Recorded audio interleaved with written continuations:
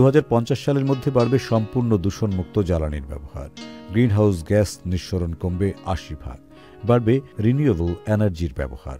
World wild life ফান্ডের প্রতিবেদন অনুযায়ী 2050 সালের মধ্যে বিশ্বের সবার কাছে প্রয়োজনীয় জ্বালানি পৌঁছে যাবে, যার 95% হবে রিনিউয়েবল এনার্জি।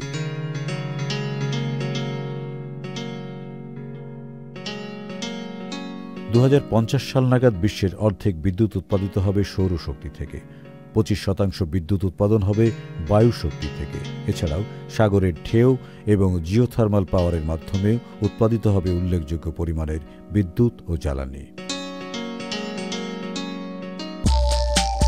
সুখবর প্রতিদিন।